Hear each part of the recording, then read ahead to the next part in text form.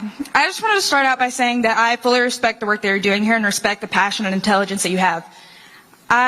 There's no ignoring the issue that we have on the southern border. But I think it is fair that we acknowledge the root of this issue might be partly due to a broken immigration system that has not been updated in around 50 years.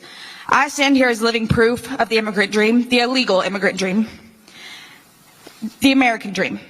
It is very easy to say that illegal immigrants need to go back to their countries and they're criminals when you are so far removed from the immigrant experience.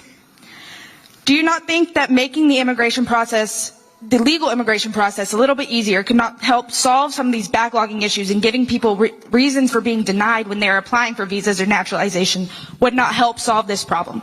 Should people who are here legally, who have only come here to work for a better life for their children, who are only here to work hard and commit no crimes, a chance of becoming legal without them being sent back to their countries?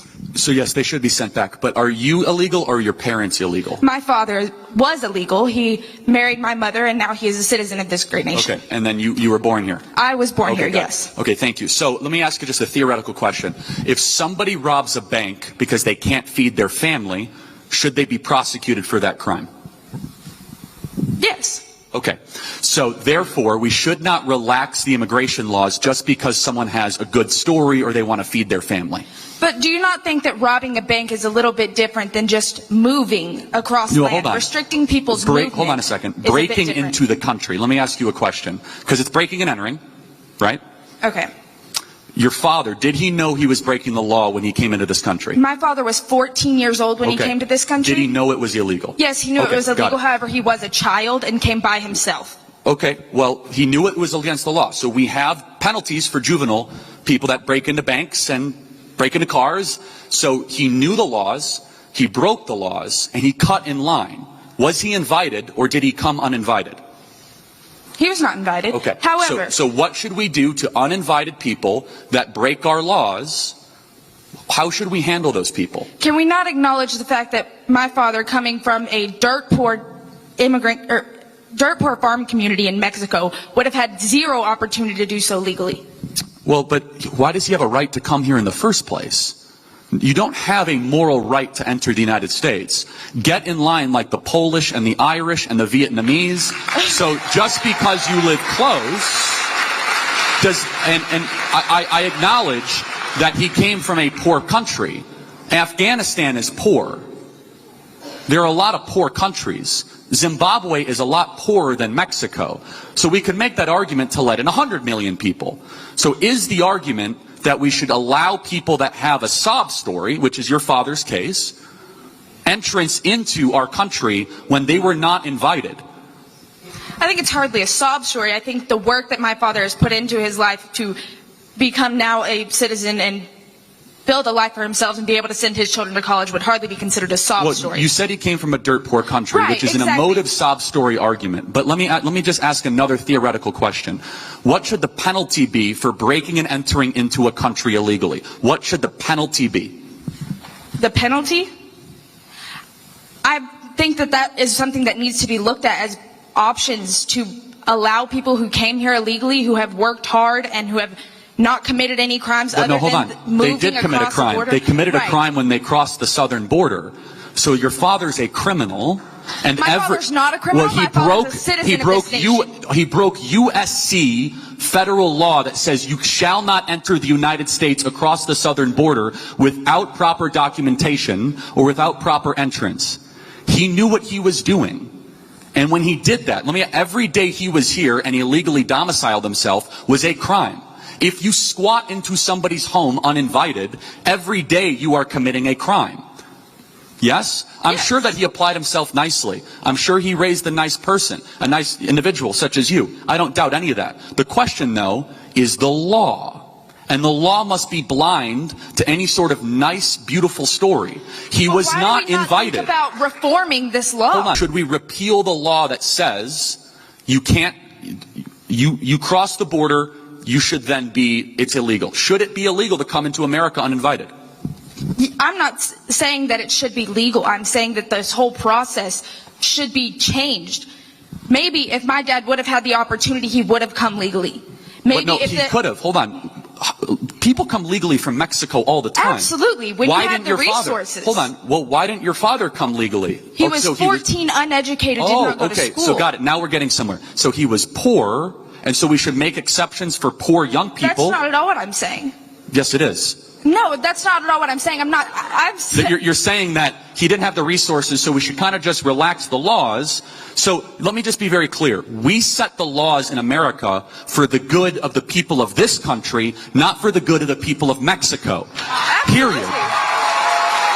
And so there is no relaxing and there is no compromise on this. Your father should have been deported, and he should still be deported, because he has to pay for the crime when he broke into our home. You think my father, who is a voting citizen of this country, should be deported? He has to pay a penalty for breaking into America, and he never did. Unless he served prison time, did he? No. Okay, then he has to pay a penalty. Because my father's not a criminal.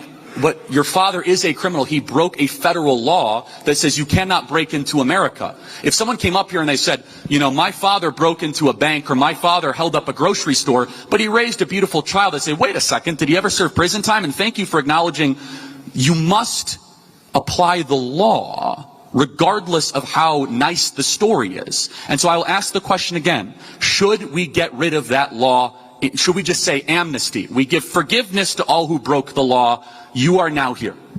No, but why do we not put forth resources to try and help these people go through a legal process? Well, we do. Hold on. You can apply on the Department of Homeland. Do we understand how many applications are backlogged? When you're denied applications, you are giving no reason for why your application is being denied. You don't have a right to come here, though. This is what's important. Hundreds of dollars for having no idea why your application is being denied. Your whole premise is wrong. People think they have no other choice. You have a choice. Go make Mexico great. That is very easy to say when you are so far removed from the immigrant experience that your family came here when immigration was much easier. Yes, you're right. My family did help found the country. You're right. Absolutely. So let me. On my wife's side, they did too. Because that's hold on a second.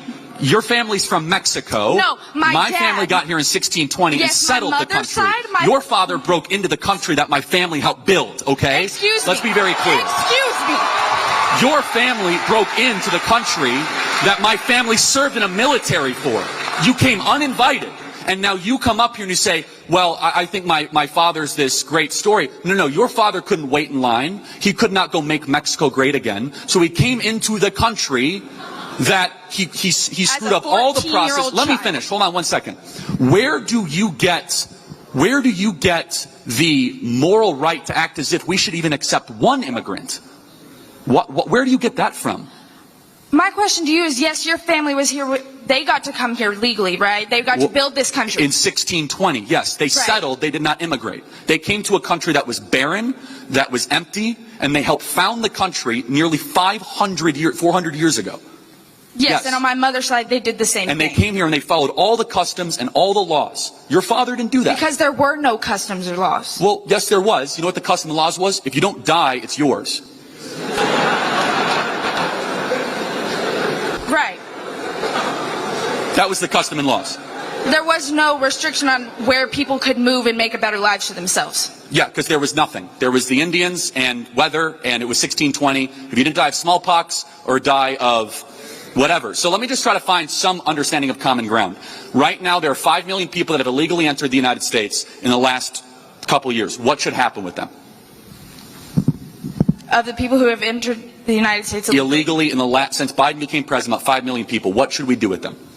I think that they should have to face some sort of application if they want the legal rights of being in this country.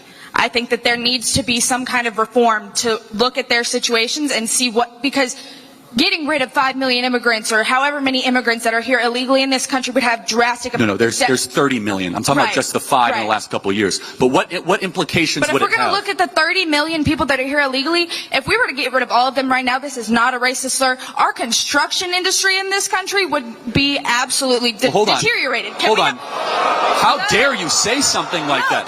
There are plenty. Do you know what would happen? Wages would go up because Americans would get the jobs who didn't steal Social Security numbers. That's what would happen. Then why can't we would have higher wages, we would have less crime, we would have less drug trafficking into this country, and again, If these people build such a beautiful life, like your father, why couldn't they do that back in Mexico? If he's like contribute so beautifully, go back to Mexico and enrich that country. Right? Because he was not lucky enough to be born in a country where he had those opportunities. We are all lucky enough to just be born here. We have no idea what it's like to want a better life for your children when you have no other option. A lot of people here have been born poor and have worked really hard. Exactly. Yes, and secondly, and I'll close with this. You're right. It is hard work to make a nice country. It's easy work to destroy a nice country. And a country is destroyed when you have uncontrolled amounts of people and you have no idea who they are and they're not invited. And then we have to then be told we have a moral right to stay here because you didn't deport me in time. It's like, okay, either we have the law or we don't. And it's fine. If your position is to get rid of the law, that is a position that people in this country have. I'm going to say that ceasing to abide by the American Immigration Code, which is we should know and have control over who comes into this country, then you're not a country. You're just kind of a territory, and whoever wants to come can come. And that would be the end of the United States of America. Thank you for your time.